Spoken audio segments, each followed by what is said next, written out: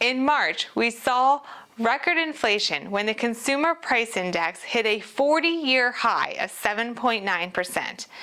And I don't think it's going to stop there. But what if I told you owning a home was the best way to fight against this record inflation? Hi, I'm Rebecca Foote from the Rebecca Foote Mortgage Team, and on this video, we're going to give you 3 ways to fight against this sky-high inflation.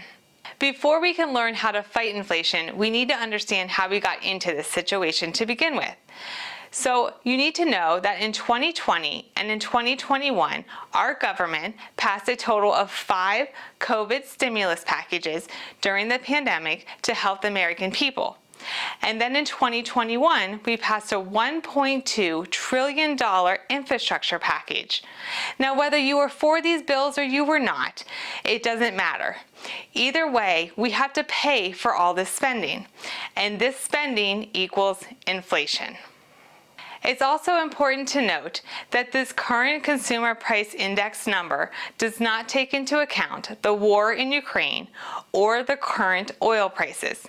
And unfortunately, we don't see any easing coming in the future due to the Russian invasion and our current U.S. dependency on foreign oil. So what can each of us do to protect our money? Some experts will tell you that buying real estate right now is the best thing you can do, even with the current housing market being as competitive as it is and interest rates already starting to increase. Buying into the market now is one of the best things you can do to protect yourself. So let's go over 3 things how you can help save your money now.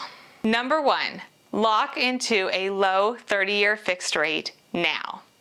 Yes, it's true. Interest rates have increased since the beginning of 2020. But as inflation increases, so do interest rates. So by getting your interest rate locked in now, you're getting locked into a lower rate than it will likely be in the next month or 2. And of course, if rates do fall in the future, we can always refinance you into a lower interest rate. Number 2 is to stop renting and buy a house. Rents, just like inflation, are going to continue going up. CoreLogic's rental index recently came out showing that rent in the past 12 months has increased 12.6% compared to 3.9% in 2021. Rent is going to continue going up just like inflation, but if you own a house and you have your interest rate locked in, you are shielded from that. So number 2, stop renting, own a house. And number 3 is appreciation in your home.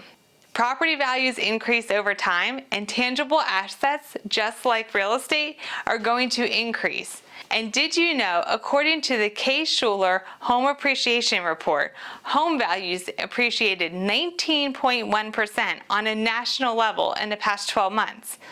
And Pennsylvania appreciated 45.4% over the past 5 years. That's crazy. Now, we do get asked a lot, how does inflation affect me if I want to sell a house? And the answer is actually very simple: supply and demand. The housing inventory is very weak right now. There just isn't enough supply. People don't have places to go. Even in the rental market, there's not enough supply. Nationally, we are 6 million households behind, and builders just can't build fast enough. So there's just not enough supply to keep up with demand, and it's going to take us years to get out of this situation. And because of supply and demand, it's also driving up home value prices. The good news is we at the Rebecca Foote Mortgage Team, we have a bid over ask tool, and this lets us help you forecast when the home that you're paying more than asking price will be worth what you're paying for it. So reach out to us and we can help you make a good financial decision on how much you should pay for that house. So while inflation may be at a 40-year high, so are home values. Reach out to us so we can help you secure your financial future.